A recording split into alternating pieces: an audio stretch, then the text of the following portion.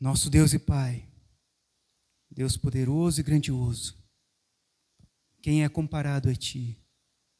Se nós subirmos ao mais alto monte, lá o Senhor estará.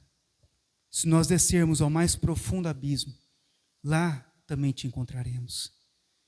Por isso, ó Deus, nós reconhecemos a Tua grandeza e o Teu poder. E reconhecemos, ó Deus, que diante dessa glória, nós somos pequenos, passageiros, nós somos pecadores, e nós carecemos da Tua misericórdia sobre nós.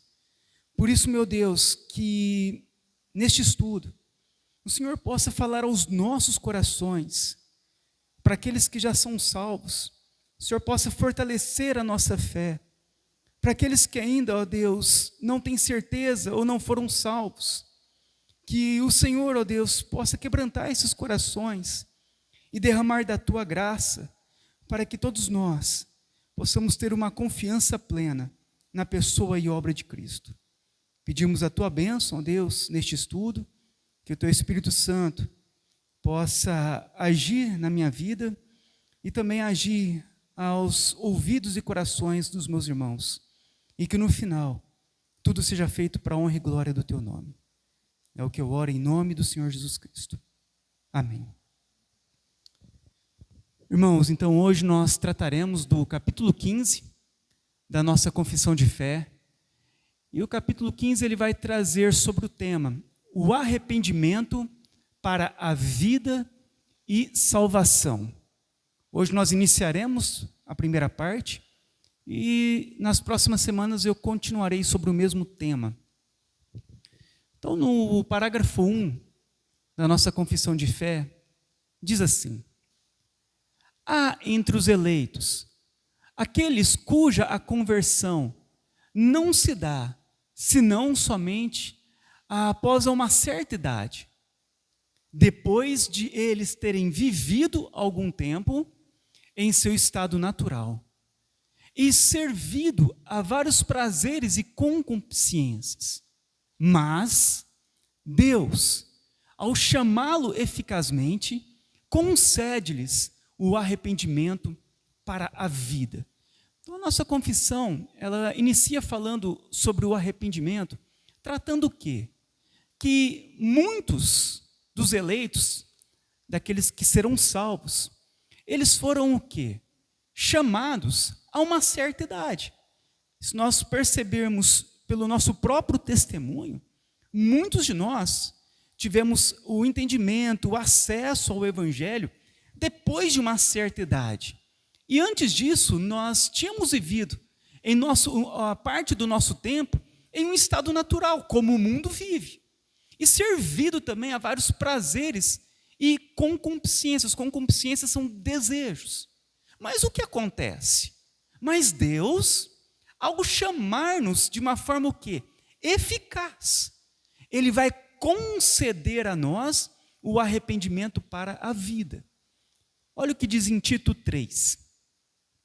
Pois nós também, outrora, éramos nécios, desobedientes, desgarrados, escravos de toda sorte de paixões e prazeres, vivendo em malícia e inveja, odiosos e odiando-nos uns aos outros. O que ele diz? Nós éramos assim. Muitos de nós vivíamos neste estado carnal. Quando, porém, se manifestou a benignidade de Deus, a bondade de Deus, a misericórdia de Deus, o nosso Salvador, e o seu amor para com os homens, não por obras de justiça praticadas por nós, mas segundo a sua misericórdia, Ele nos salvou, mediante o lavar regenerador e renovador do Espírito Santo. Então nós éramos o quê? Pecadores, nécios, totalmente desobedientes a Deus.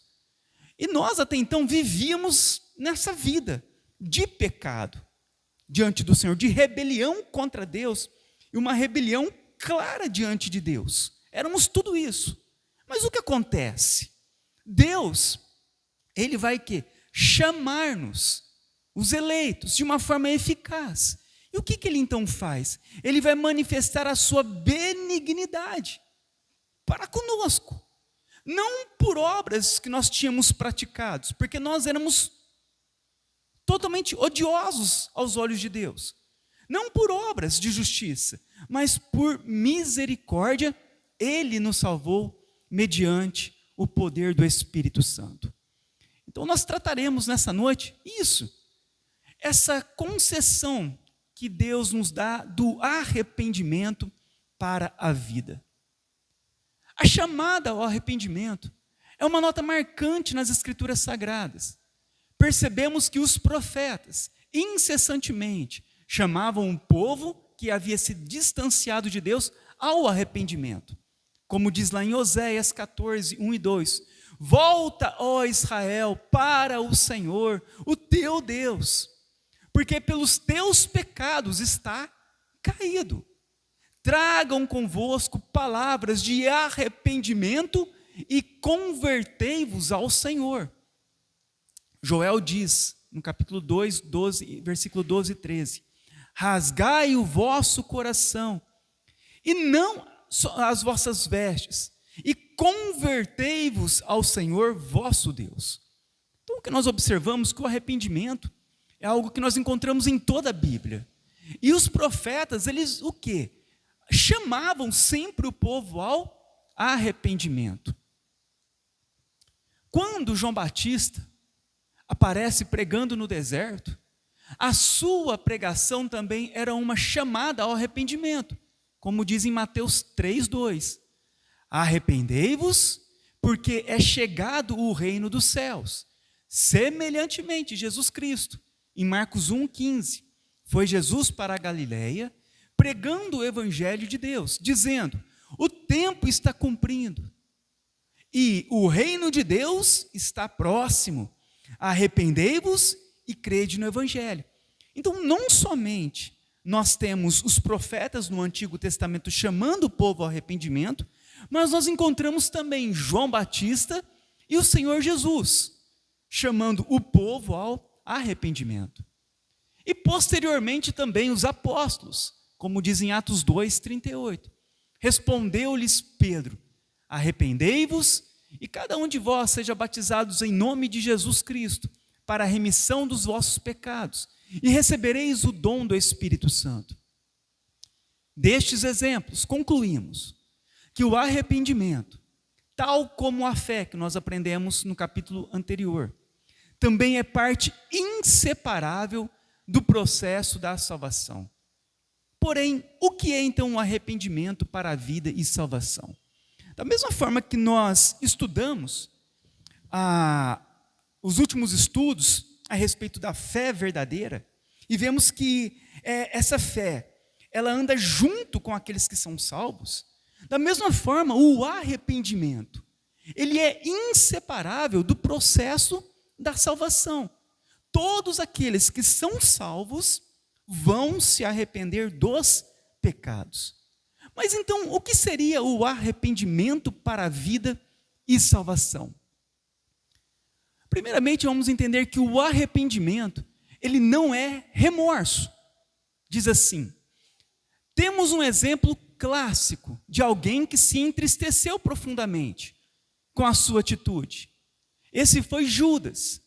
Ele estava consciente do seu pecado e por isso devolveu as 30 moedas de prata, mas foi enforcar-se, como diz em Mateus 27. Então Judas, o que o traiu, vendo que Jesus fora condenado, tocado de remorso, devolveu as 30 moedas de prata aos principais sacerdotes e aos anciãos, dizendo: pequei traindo sangue inocente. Então Judas, atirando para o santuário as moedas de prata, retirou-se e foi enforcar-se. Jesus chamou anteriormente Judas, antes desse episódio, de um diabo e filho da perdição. Então nós vamos entender que o arrependimento, ele não é remorso. Judas havia se entristecido profundamente. Ele havia estado consciente do seu pecado. Mas mesmo diante disso, ele não teve o arrependimento verdadeiro, o arrependimento para a vida e salvação. Então, nem sempre uma pessoa que se entristece do seu pecado, ou que tem consciência do seu pecado, nem sempre essa pessoa realmente ela se arrependeu ou se arrependerá do pecado. Um dos exemplos que nós temos é Judas Iscariotes. Um outro exemplo forte a respeito disso foi o de Esaú, que mesmo em lágrimas não alcançou o verdadeiro arrependimento, ainda que reconhecesse o seu erro, como diz em Hebreus 12, 16 e 17. Nem haja algum impuro ou profano, como foi Esaú, o qual, por um repasto, vendeu o seu direito de primogenitura. Pois sabeis também que, posteriormente, querendo herdar a bênção, ele foi rejeitado, pois não achou lugar de arrependimento, embora com lágrimas o tivesse buscado. Um outro exemplo que nós temos na Bíblia, de uma pessoa que ele, com lágrimas, ele chorou diante do seu erro, ele reconheceu o seu erro, mas ele não se arrependeu de uma forma verdadeira, de uma forma para a vida e salvação. E esse é um alerta muito grande para a igreja. Porque muitas vezes choramos, muitas vezes sabemos que estamos errados, mas será que realmente dentro do nosso coração aconteceu o verdadeiro arrependimento? Então, apesar de serem tão comoventes esses relatos bíblicos, né, de Judas devolvendo as moedas e Esaú chorando, relatos bíblicos tão comoventes, por que eles não são considerados como genuínos arrependimentos?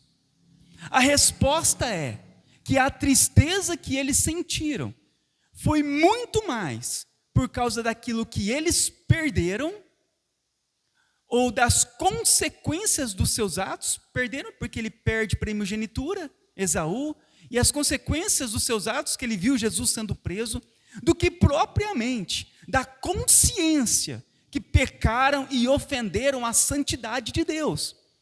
Essa é uma das grandes diferenças do verdadeiro arrependimento. Muitas vezes as pessoas reconhecem o pecado, choram pelo pecado, mas por quê? Porque haverá uma consequência, ou porque aquele erro que ela cometeu acabou, de uma certa forma, atrapalhando a vida dela, mudando a vida dela e tudo mais. E aquela ideia de perda ou da consequência, ela acaba chorando, não devia ter feito isso. Mas o verdadeiro arrependimento, ele vai além disso. É um reconhecimento que nós ofendemos a santidade de Deus. O problema não é a consequência. O problema não é se nós perdemos ou não alguma coisa na nossa caminhada por este mundo. A ideia é que nós ofendemos a glória de Deus, por Ele ser santo, e nós pecamos contra Ele.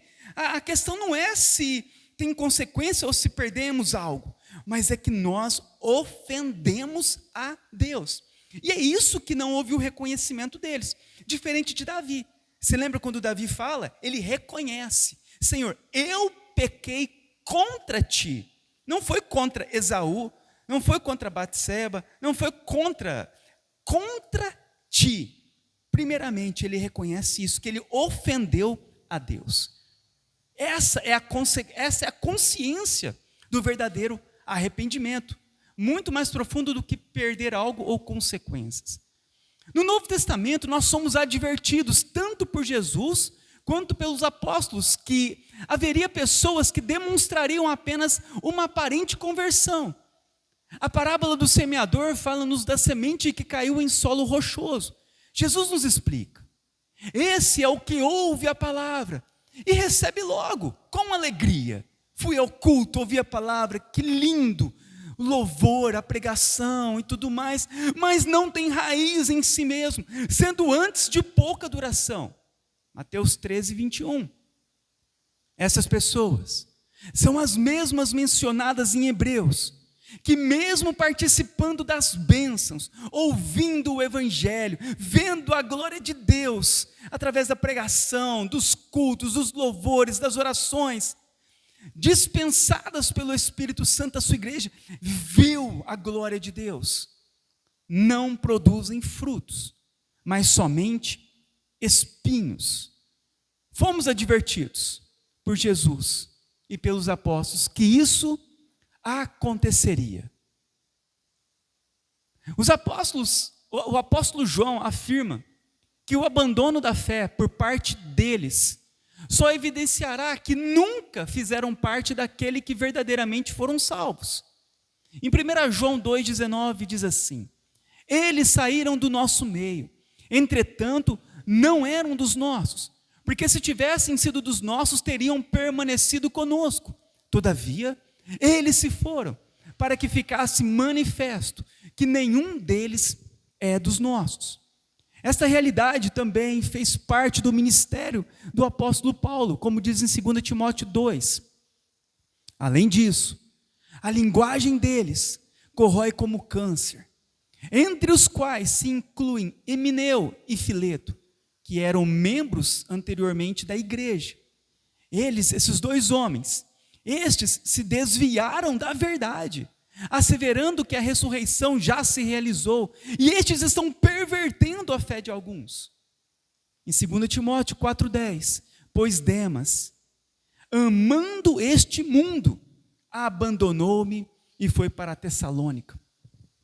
Então, a realidade do abandono da fé não é abandono da igreja, de congregar em uma outra igreja. Estava aqui, fui para outra igreja, o irmão abandonou a igreja. Não é isso não, aqui é abandonar a fé, é deixar a fé mesmo, deixar de crer naquilo que foi ensinado de forma genuína. Então, muitos na época de João abandonaram a igreja, não permaneceram. Paulo, ele diz de homens como Emineu, Fileto e Demas, que eles também desviaram da verdade e amaram o mundo, que foram pessoas que faziam parte da igreja, mas que nunca se arrependeram verdadeiramente. Jesus viu essa aparente conversão quando ele diz em João 6,66, à vista disso, muitos dos seus discípulos o abandonaram e já não andavam com ele. Até o próprio Jesus foi abandonado por muitos dos seus discípulos. Em Atos 8, nós temos a história de Simão. Diz assim: um homem chamado Simão vinha praticando feitiçaria durante algum tempo naquela cidade, impressionando todo o povo de Samaria. Então havia um homem chamado Simão, que ele fazia feitiçaria e ele impressionava o povo de Samaria. No entanto, quando Filipe lhes pregou as boas novas do reino de Deus e o nome de Jesus Cristo, creram nele e foram batizados tanto homens como mulheres. O próprio Simão, que era feiticeiro, também creu e foi batizado. Ele seguia Filipe por toda parte.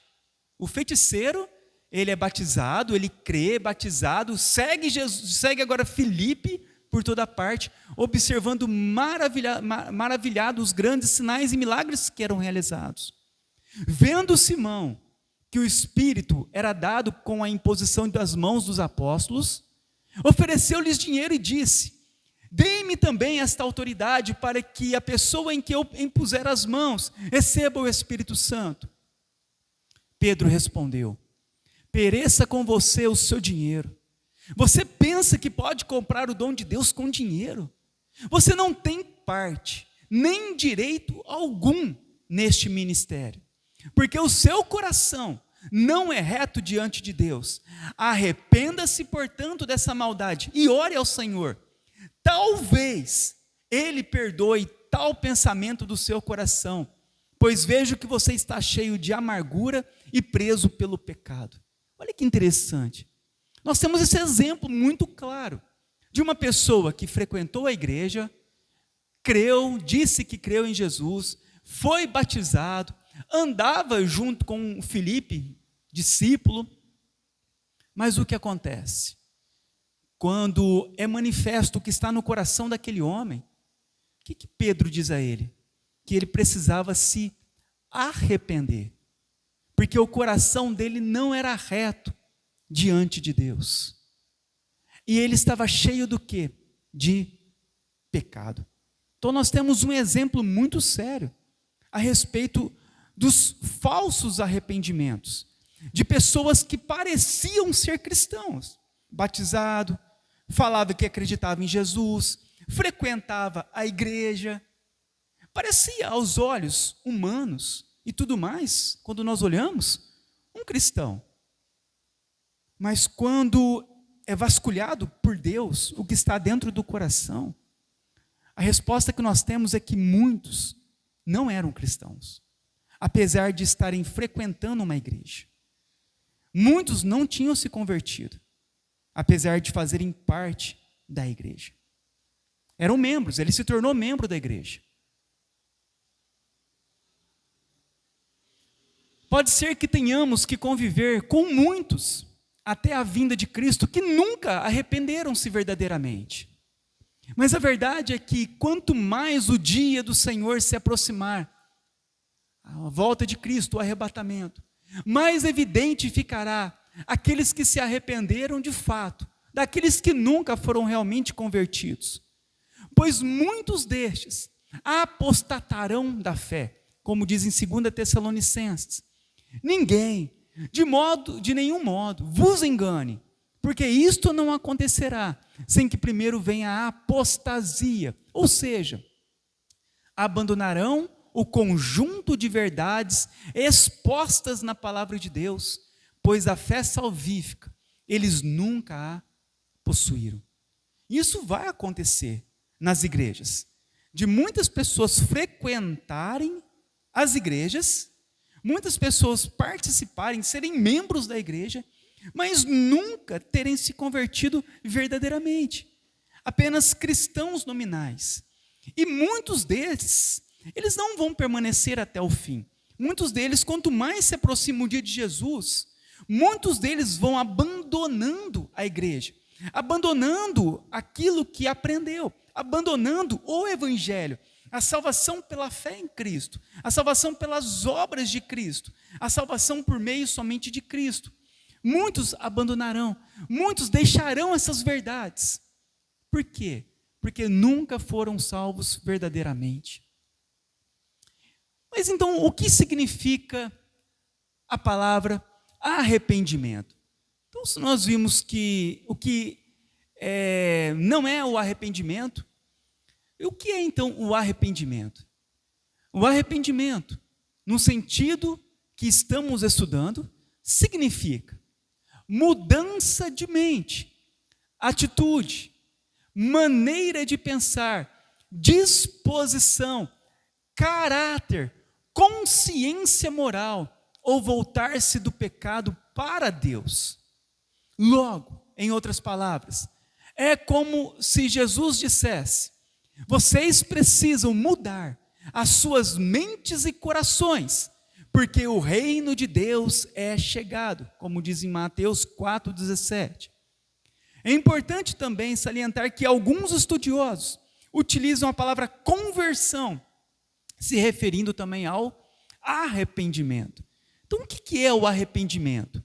É a mudança de mente, a mudança de atitude. Você vê que quando nós olhamos para Simão, a mudança de mente, atitude, como aquele homem, depois de tudo, ele queria comprar com o dinheiro dele, era muito rico, queria comprar os dons do Espírito Santo. A mudança de atitude, mudança de mente, a maneira de pensar. Apesar de tudo, ainda vivia como uma velha criatura. Vivia ainda com as coisas deste mundo, com o coração no mundo, pensando como este mundo. Nós temos um caráter mudado, nosso caráter. Nós não tínhamos caráter, nós não tínhamos nome na sociedade. Nós éramos conhecidas pela maldade que fazíamos, pelos pecados que praticávamos, mudança de caráter, de disposição. Mudamos. Não colocamos apenas uma roupa bonita de crente, mas lá dentro foi mudado, lá dentro foi alterado. Nós temos a consciência moral dos nossos pecados. Nós agora nos voltamos do nosso pecado para Deus. Então, como o arrependimento é produzido? Uma vez que nós vimos o que é o arrependimento, como o arrependimento pode ser, como isso pode acontecer em nosso coração? Primeiramente, pela graça de Deus, através da pregação. Como o arrependimento acontece? Pela graça de Deus, através da pregação. Nós trataremos primeiramente da graça de Deus. Pela graça de Deus, por quê? É Deus quem concede o arrependimento. Primeiro nós vamos entender isso, que é Deus quem concede o arrependimento. Como Pedro disse para Simão, né?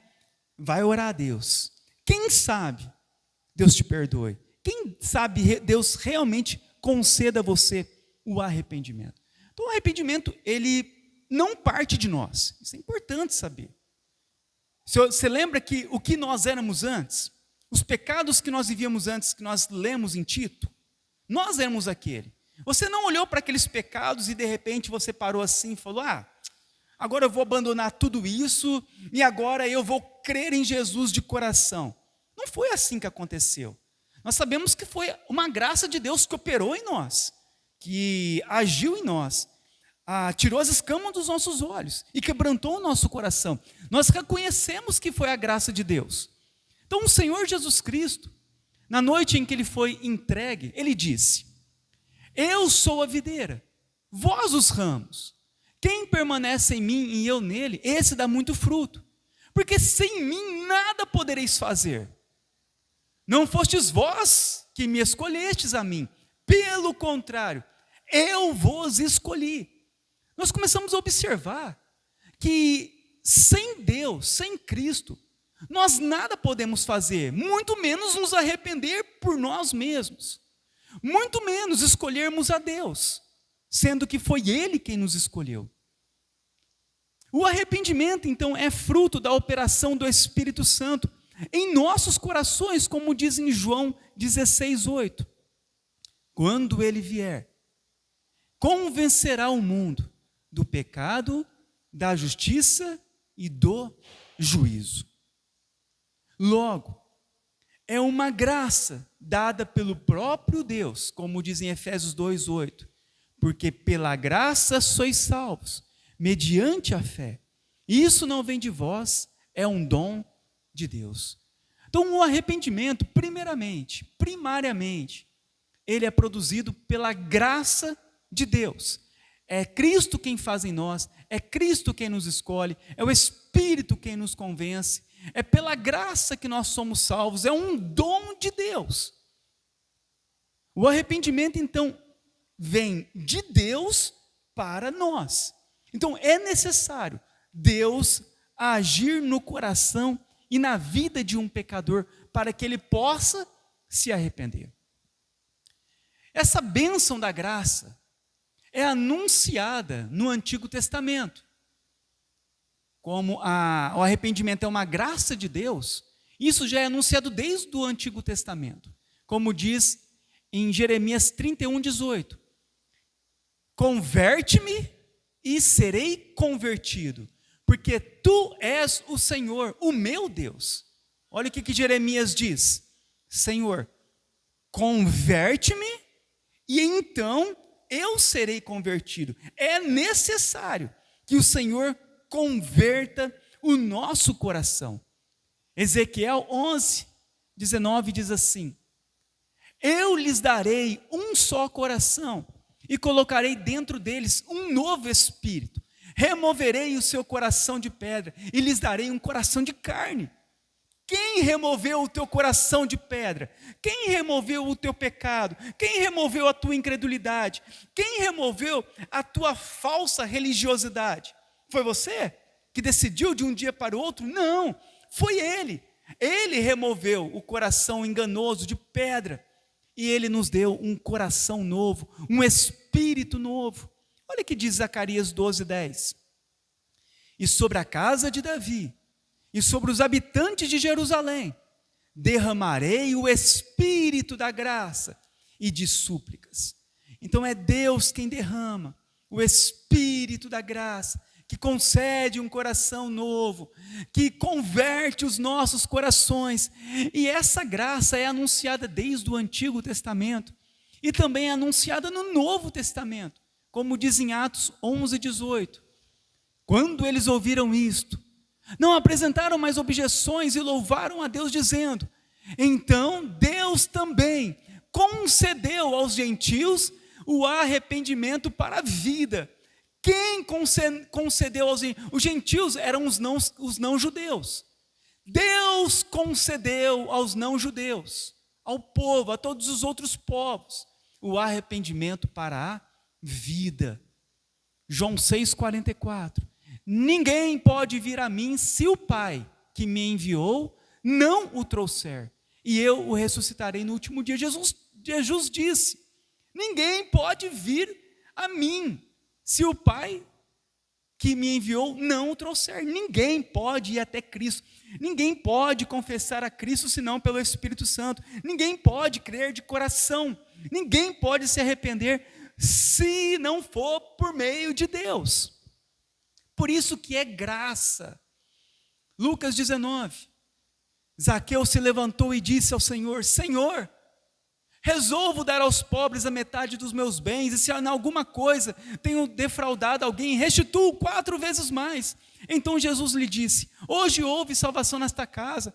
Jesus não falou nada para Zaqueu, não mandou Zaqueu fazer nada. Jesus estava lá na casa de Zaqueu, e Zaqueu levanta e fala: Senhor, eu vou fazer, eu decidi, o que é isso aqui, meu irmão? É a ação do Espírito Santo, porque antes de Cristo, aquele homem era mau, era ladrão, roubava o povo. Quando Cristo entra na vida dele, quando Cristo o chama, acabou, meu irmão. A mudança, a transformação, isso parte do coração. Por isso que ele falou: houve salvação. Jesus não precisou de ficar falando: olha, isso, um monte de regras. Não. Quando o Espírito Santo alcança o coração daquele homem, um novo coração, um novo pensamento, uma nova disposição. Eu agora vou fazer contrário daquilo que eu fazia antes. Lucas 23 acrescentou: Jesus, lembra-te de mim quando vieres no teu reino. Jesus lhe respondeu, aqui é o ladrão na cruz que se arrependeu: em verdade te digo, hoje estarás comigo no paraíso. É graça, graça, graça do começo ao fim. O que aquele ladrão fez para merecer o paraíso? Quais foram as boas obras que ele fez? Quais foram os méritos dele? Nenhuma. É por isso que o arrependimento é uma graça dada por Deus aos homens. Aquele homem, instantes antes da sua morte, ele confessa Cristo.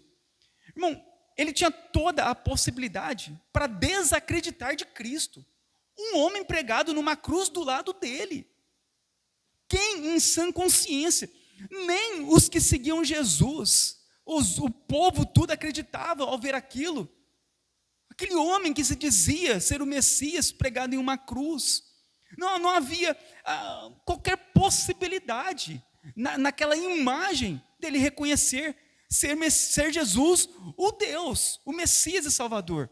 Mas como este homem consegue reconhecer? Como ele consegue crer em Jesus naquela situação? Chamamos de graça. E Jesus fala: hoje mesmo estará comigo no paraíso. Então, o arrependimento, ele é produzido primariamente pela graça de Deus. Precisamos da graça de Deus, do favor de Deus. E essa graça, ela é produzida como? Através da pregação. Está escrito na Bíblia que a fé vem pela pregação, e a pregação pela palavra de Cristo. Romanos 10:17. Porém, qual o genuíno conteúdo da pregação do Evangelho? Ou seja, qual a mensagem que deve estar sendo pregada, deve estar presente na pregação do Evangelho? Um bom indicador é observarmos a forma como Jesus pregava. Lemos que Jesus partiu para a Galileia, pregando o Evangelho do reino de Deus e dizendo: o tempo está cumprido e o reino de Deus está próximo. Arrependei-vos e crede no Evangelho. Se por um lado inicia-se primariamente com a graça de Deus, essa graça de Deus, ela é alcançada, ela é manifesta, ela está em unidade com a pregação do Evangelho. Por que vocês saíram daquelas igrejas que ensinavam tudo errado, neopentecostais, pentecostais e assim por diante? Qual foi o motivo? Vocês ouviram a pregação. Alguém pregou o Evangelho para vocês. Seja primariamente quando pela internet começamos a ouvir pregações cristocêntricas, e depois, conforme foi se passando o tempo, tivemos uma igreja, reuniões para ouvirmos o Evangelho. Mas você observa que nós ouvimos a verdade, e a partir daquilo fomos convencidos de que aquele outro ensinamento estava errado, e então nós cremos em Jesus da forma correta. É exatamente isso que aconteceu. A fé vem pela pregação. Mas pregação? Que pregação? A pregação da prosperidade? A pregação coach? A pregação do mais que vencedor? A pregação do lindo? Não! A pregação genuína, é isso que mudou o nosso coração. É por isso que nós nos arrependemos, porque a pregação de Jesus era baseada no quê? No arrependimento dos pecados.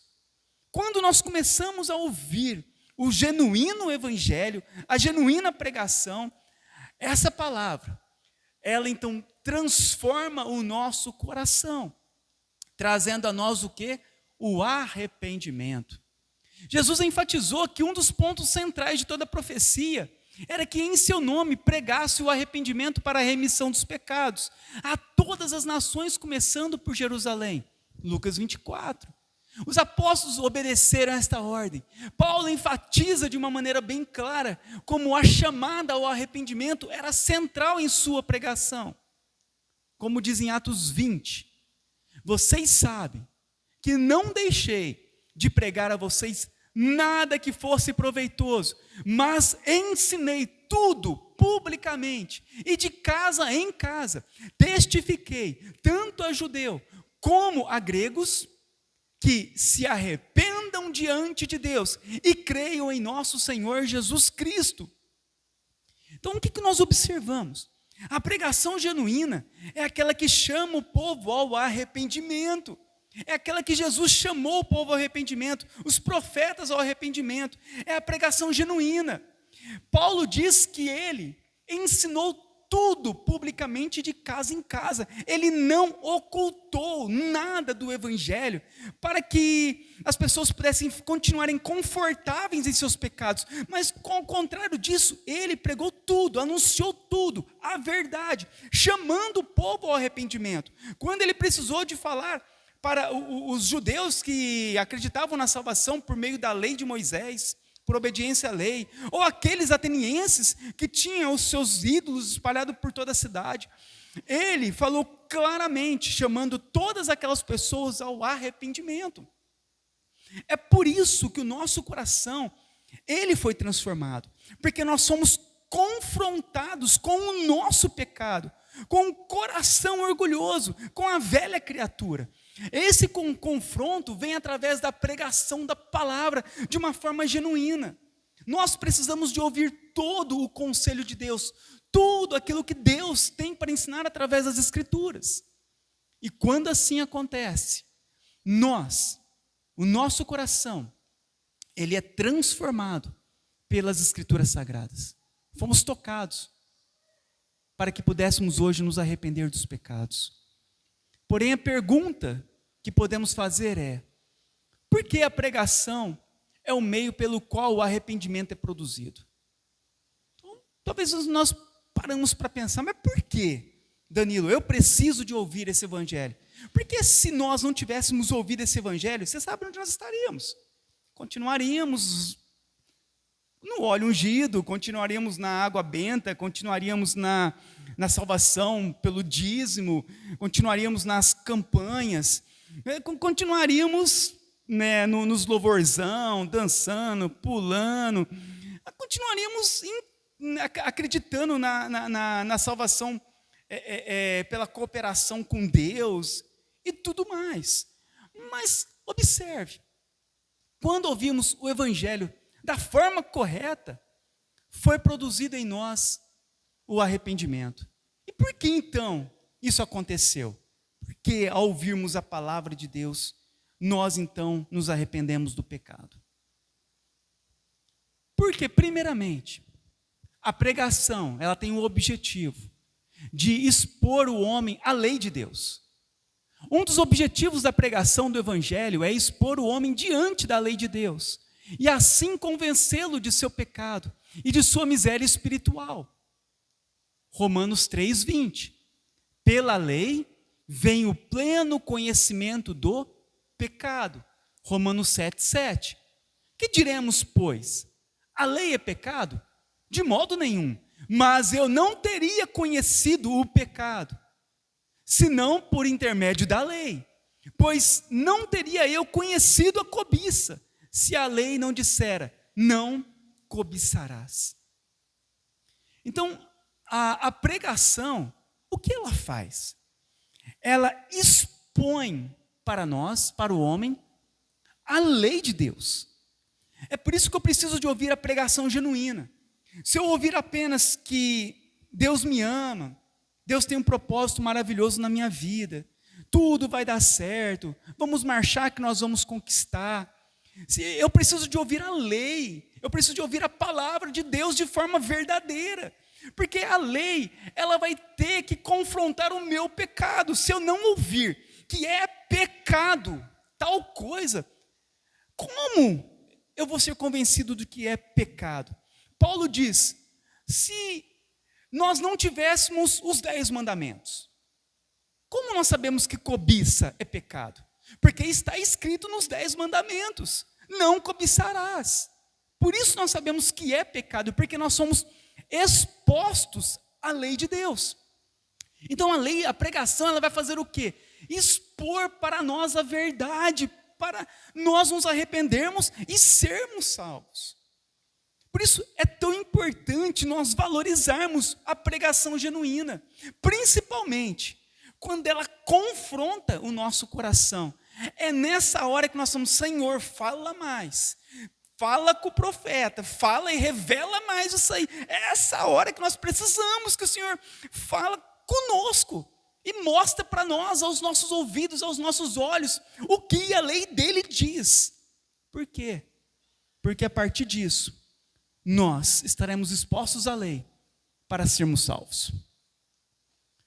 Somente diante do padrão moral estabelecido pelo próprio Deus, que é a sua lei, poderemos fazer uma autoavaliação e percebermos o quão distante estamos dele e, consequentemente, debaixo da sua ira e condenação. Se nós não ouvirmos quem é Deus, e se nós não ouvirmos quem nós somos de verdade, nós vamos nos colocar parecidos com Deus. Nós não somos tão maus, somos um pouquinho mal. Então nós acabamos ali, para que eu preciso talvez de Deus? Talvez eu não preciso tanto de Cristo, porque eu estou quase parecido com Deus. Mas quando nós somos colocados diante da lei, e a lei diz um pecado, nos torna culpado de todos os outros mandamentos e leis. Nós começamos a ver a miséria que há realmente em nós. E isso vai confrontar o quê? A nossa vida com o próprio Deus. E faremos uma autoavaliação agora de uma forma real, sabe? Sem parar de tampar a realidade da nossa vida. Né? Antes, A realidade era, não, você é bom, você é um vencedor, você é um tudo pode, você por todo lado vai conquistar todas as coisas, estende as mãos e vamos lá. Abafava a realidade de quem realmente nós éramos. Nós não éramos nada disso. Deus é tudo. Mas quando nós colocamos diante da lei e falamos, não, nós desobedecemos todos os mandamentos. Nós quebramos todas as leis. Não somente uma vez, várias vezes. Pensamento, atitude, por palavras, por omissão. Nós somos plenamente pecadores. Essa autoavaliação vai nos mostrar o quão distantes nós estamos dele. E, consequentemente, debaixo da ira e condenação. Para quê? Para sermos salvos por ele. Segundo, primeiro, expõe a lei ao homem, para nós vermos quanto nós somos pecadores. E a pregação, ela expõe o homem à santidade de Deus. O objetivo da pregação, além de nos expor à lei de Deus, e assim convencer-nos da nossa miséria espiritual, é também confrontar-nos com a santidade de Deus. A nossa convicção de pecado será proporcional à nossa convicção da santidade de Deus. Somente contemplando o ser de Deus é que faremos uma avaliação mais precisa a respeito da nossa própria situação. Como eu sei que eu sou muito pecador? Quando eu sei quem é Deus, que é plenamente santo, separado do pecado, que odeia o pecado, odeia o pecador, odeia tudo aquilo que o homem faz, porque tudo aquilo é cheio de pecado, as mãos pecaminosas, os pés pecaminosos, os pensamentos pecaminosos, desobedientes, que quebraram todas as leis, que desobedeceram, que rebelaram e que continuam rebelando. Quando nós somos expostos à santidade de Deus, nós então, quanto mais somos expostos a quem é Deus, a sua condição moral, de nunca pecar, a sua condição moral perfeita, um ser que conhece todas as coisas, todo-poderoso, grandioso, que é totalmente fiel, que é santo. Quando nós somos expostos à santidade de Deus, nós começamos a ver como somos proporcionais, desproporcionais, a nossa vida em relação a Deus. Na teologia neopentecostal, confissão positiva, eles acreditam que as pessoas, os membros da igreja, são pequenos deuses. É por isso que eles dizem que a palavra tem poder. Por trás do ensinamento da palavra tem poder ou da confissão positiva, a base para eles falarem isso é que eles dizem que os homens são pequenos deuses aqui na terra. Por isso que tem poder a palavra. Então, quanto mais distintos são as pessoas com relação a Deus, quanto mais elas vão reconhecer a sua miséria. Agora imagina eu chegar aqui para vocês e falarem para vocês isso. Irmãos, fiquem tranquilos. Vocês são uma benção. Vocês é mais que vencedor. Vocês são pequenos deuses. Olha Deus, você é filho de Deus, você é um pequeno Deus. Se Deus é seu pai, você é um pequeno Deus. Olha a diferença. O que você vai sair daqui? Orgulhoso, soberbo. Eu sou um pequeno Deus. Eu sou muito bom. Agora, quando nós começamos a olhar para nós realmente e começarmos a comparar nós com Deus, nós vamos ver que nós não somos nada disso. Olha o que a Bíblia continua falando. Quando nós somos expostos à santidade de Deus, em Êxodo 20 diz assim: vendo o povo diante dos trovões e dos relâmpagos, e do som da trombeta e do monte fumegante pegando fogo, todos tremeram de medo quando viram ali a manifestação da presença de Deus. Ficaram à distância e disseram a Moisés: fala tu mesmo conosco e ouviremos, mas que Deus não fale diretamente conosco, para que não morramos. Moisés disse ao povo: não tenham medo, Deus veio prová-los, para que o temor de Deus esteja em vocês e os livre de pecar. O povo permaneceu à distância.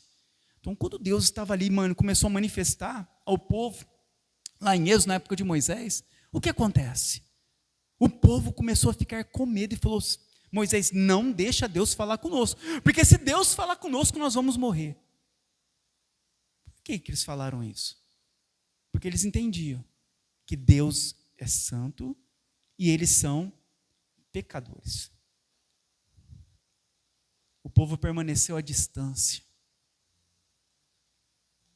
Êxodo 33. Então Moisés disse: peço-te que me mostres a tua glória. Deus respondeu: eu farei passar toda a minha bondade diante de você e proclamarei o meu nome, o Senhor, na sua presença. Eu terei misericórdia de quem eu quiser ter misericórdia, e terei compaixão de quem eu quiser ter compaixão. Esse é o Deus de Israel, esse é o Deus da Bíblia. Ele vai ter misericórdia de quem Ele quiser, vai ter compaixão de quem Ele quiser. Ele fará o que Ele quiser, porque Ele é Deus. E Ele acrescentou: você não poderá ver a minha face, porque nenhum ser humano pode me ver e continuar vivo. Somos pequenos deuses, né? Não pode ver a Deus e continuar vivo. O Senhor prosseguiu: há aqui um lugar perto de mim onde você ficará, sobre uma rocha. Quando a minha glória passar, eu o porei em uma fenda da rocha e o cobrirei com a minha mão, até que eu tenha acabado de passar. Em seguida, tirarei a mão e você verá as minhas costas, mas a minha face ninguém poderá ver. Quando nós olhamos quem é Deus, nós passamos a ter um temor, a ter um medo de Deus. Por que as pessoas hoje não têm nem mais medo do inferno? As pessoas não estão nem aí, mas nem com o inferno, nem com nada.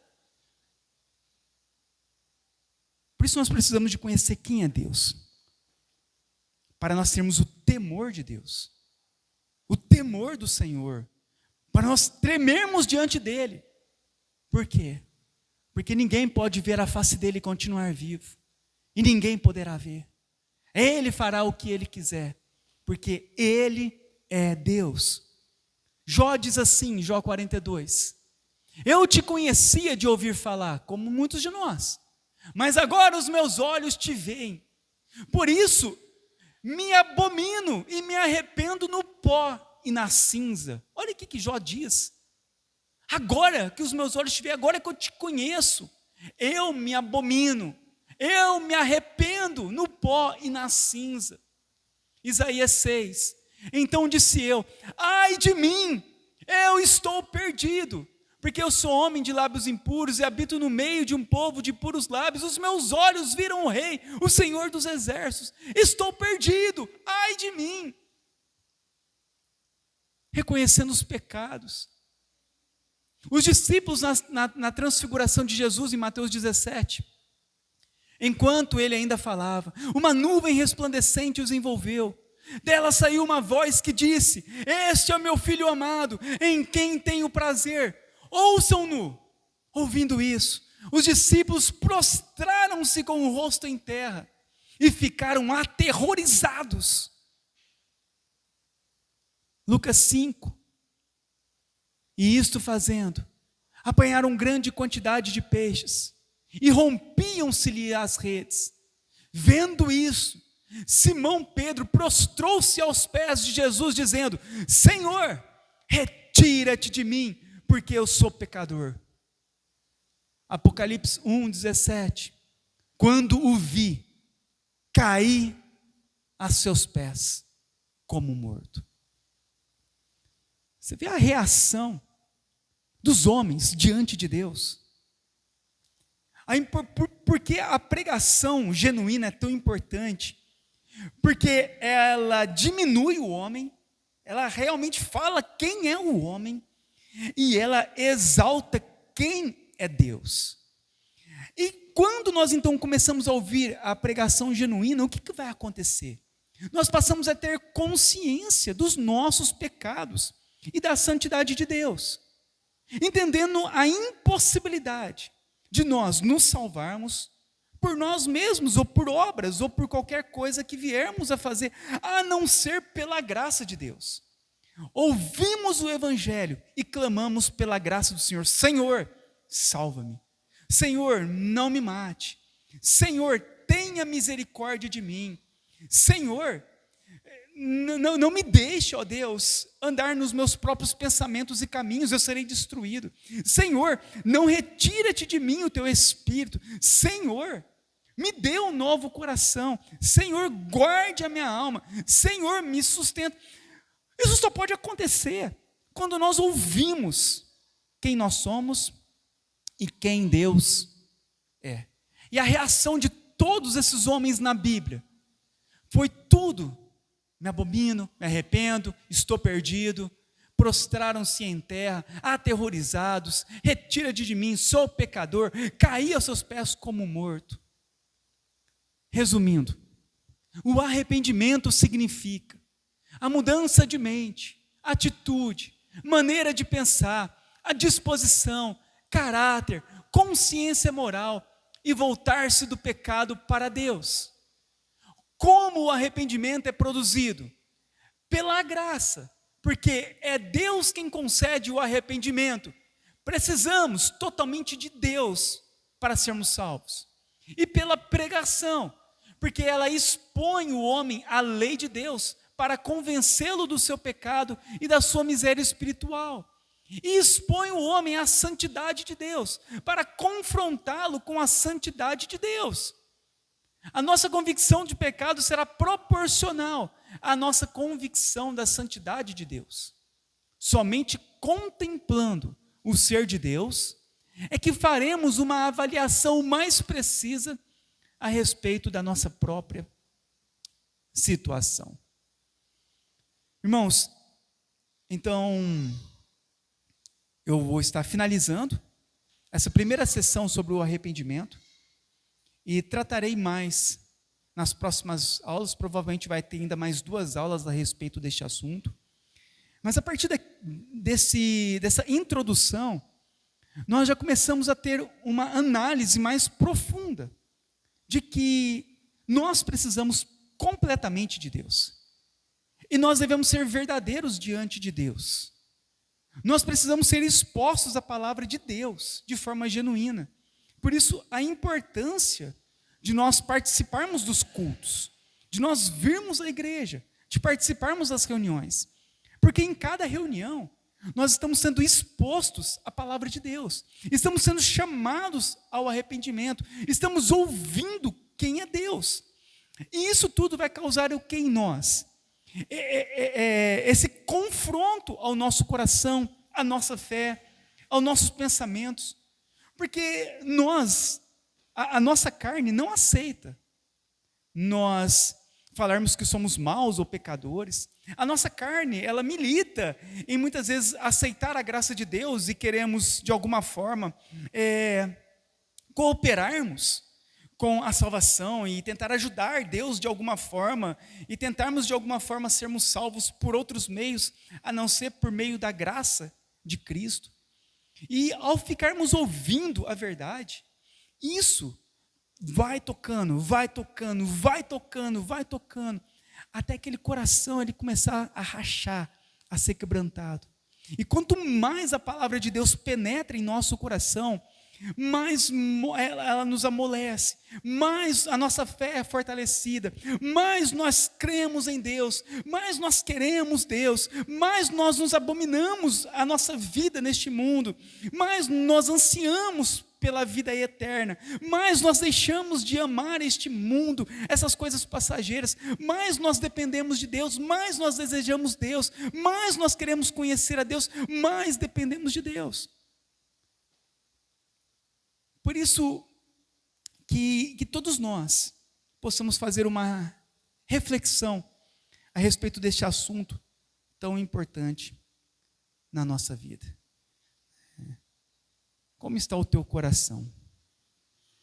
Você realmente se arrependeu dos teus pecados? Você realmente foi transformado por Deus? É importante nós sermos cutucados nisso. E eu como pastor aqui, eu não vou deixar vocês em paz. Vocês vão ouvir durante a vida inteira de vocês, enquanto vocês estiverem aqui, a respeito disso, do Evangelho. A pregação, quando nós olhamos de Jesus, dos apóstolos, as pregações dos profetas, eram todas chamando o povo ao arrependimento, porque o tempo está próximo, está cumprido. Olha aqui, rapidinho, vai passar. A tua vida é um vento, é um sopro, é uma neblina. Hoje nós estamos, amanhã não estamos mais. Está passando. E depois disso há uma eternidade, seja no céu, seja no inferno. Não poderá depois sair de um lugar para o outro, não terá uma segunda chance, não terá como mudar a eternidade depois da morte. E nós precisamos de estarmos preparados para isso. E ao ouvirmos o Evangelho genuíno, isso vai todos os dias martelar em nosso coração, em nossa consciência, para nós permanecermos em Cristo e somente em Cristo. E que Deus possa aí continuar abençoando a nossa igreja, as pregações, os cultos, e nos auxiliando a todos nós juntos perseverarmos na fé em Cristo Jesus. Amém. E eu abrirei agora o momento para perguntas e respostas.